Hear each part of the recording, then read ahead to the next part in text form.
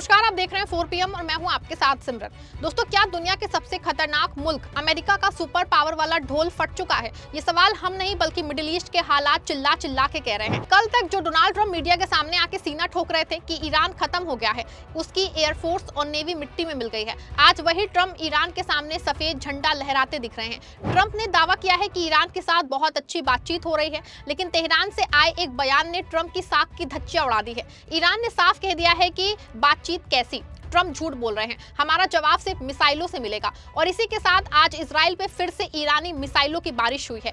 आज की इस विशेष रिपोर्ट में आपको बताऊंगी कि कैसे ट्रंप एक जन के दलदल में जो है उनकी गर्दन फंस चुकी है और क्यों इस पूरे मामले में अब पाकिस्तान की एंट्री हुई है।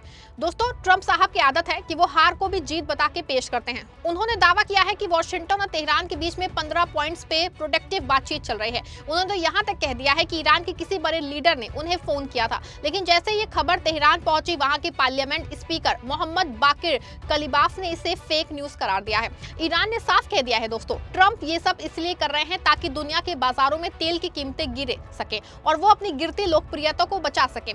ईरान के सुप्रीम लीडर मुश्तबा खामेनेई के सैन्य सलाहकार मोहसिन रजई का बयान सुनिए। उन्होंने कहा कि ईरान को पता ही नहीं है कि ट्रंप किस टॉप लीडर से बात कर रहे हैं। क्या ट्रंप अब हवा में बातें कर रहे हैं या फिर उनके सलाहकार उन्हें अंधेरे में रख रहे हैं? दोस्तों, ये वही ट्रंप है जो कहते थे कि वो ईरान को नक्शे से मिटा देंगे, लेकिन आज क्या हुआ? मजबूर होकर ट्रंप ने खुद ऐलान किया है कि अगले 5 दिनों तक अमेरिका ईरान के किसी पावर प्लांट या एनर्जी हब पे हमला नहीं करेगा। इसे ट्रंप शांति की कोशिश बता रहे हैं, लेकिन हकीकत में ये उनके घुटने टेकने की निशानी है।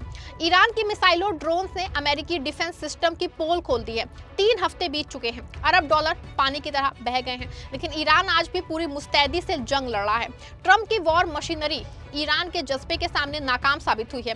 इसी नाकामी को छिपाने के लिए अब ट्रंप सीज फायर की भीख मांग रहे हैं, जिसे ईरान ने लात मार दी है। खुद ट्रंप जहां एक और 15 शर्तों पे अच्छी बातचीत होने के संकेत दे रहे थे, वहीं दूसरी ओर वो इस बात को भी मानना शुरू कर चुके हैं कि उनके फैसले सिर्फ ईरान नहीं बल्कि अमेरिका में उभरे मतभेद के चलते भी लिए गए हैं। यहाँ आपको बता दूं दोस्तों कि आज ट्रंप ने मीडिया के सामने ये बात कबूल की है कि ट्रंप ने कहा कि उनके रक्षा मंत्री पीट हेगसेट सबसे पहले ईरान के खिलाफ सैन्य कार्रवाई के समर्थन में सबसे पहले सामने आए थे।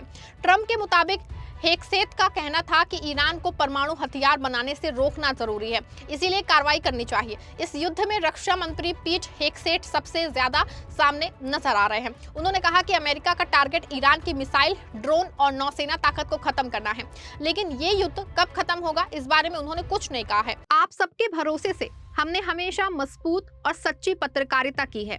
चैनल को आप सबने सब्सक्राइब तो कर ही रखा है, हमारे चैनल को ज्वाइन भी कीजिए।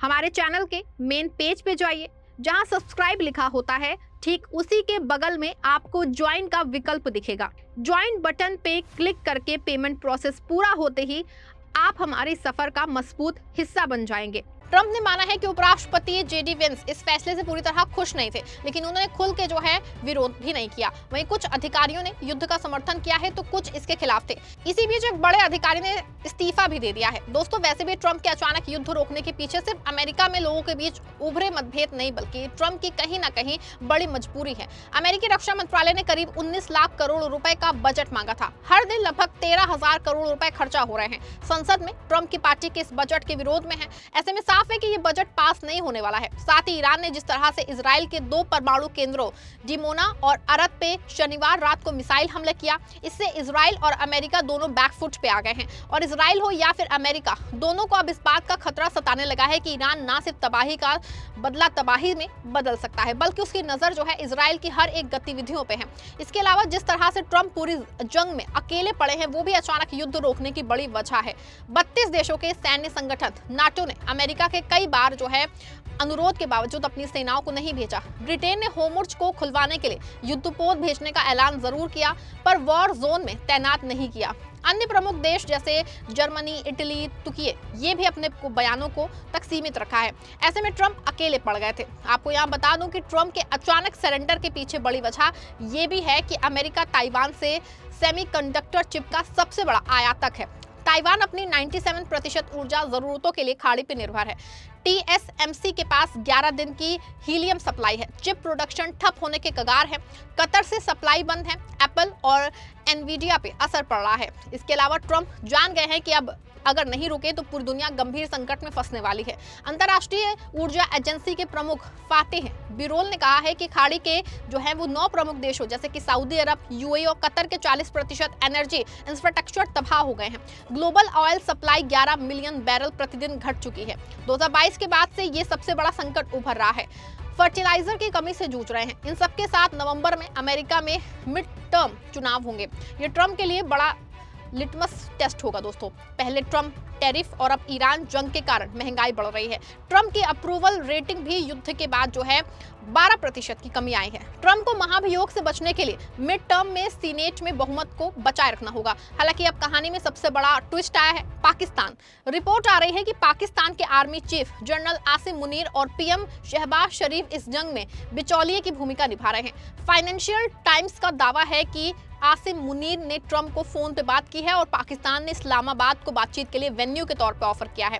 सवाल है कि दोस्तों कि जो अमेरिका खुद को दुनिया का ठेकेदार समझ रहा था, उसे आज पाकिस्तान की जरूरत क्यों पड़ गई है? क्या ट्रंप इतने कमजोर हो गए हैं कि उन्हें ईरान से बात करने के लिए पाकिस्तान के पिछले दरवाजे का इस्तेमाल करना पड़ रहा है?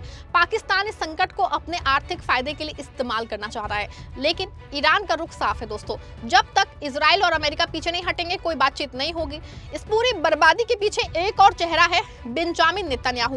ट्रंप और नेतन्याहू की ये जोड़ी पूरी दुनिया को तीसरे विश्व युद्ध की तरफ धकेल रही है। आज इजराइल का हर शहर खौफ में है। ईरान ने साफ कर दिया है कि ट्रंप के 5 दिन के ब्रेक का मतलब ये नहीं है कि ईरान हमला नहीं करेगा। आज फिर इजराइल की जमीन पे धमाके हुए हैं।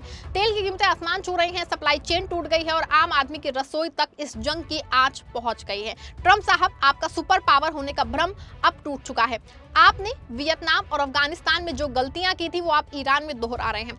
दोस्तों, यहाँ पे हकीकत आईने की तरह साफ है। ट्रंप का 15 पॉइंट फॉर्मूला फ्लॉप हो गया है। ईरान झुकने को तैयार नहीं है और पाकिस्तान अब इस आग में अपनी रोटियां सेकने की कोशिश कर रहा है। ट्रंप के पास अब भागने का भी जो है कोई रास्ता ही नहीं बचा है। आपको क्या लगता है, ट्रंप वाकई झूठ बोल रहे हैं? क्या पाकिस्तान इस जंग को रुकवा पाएगा या फिर ये सिर्फ मंदी से पहले का सन्नाटा है?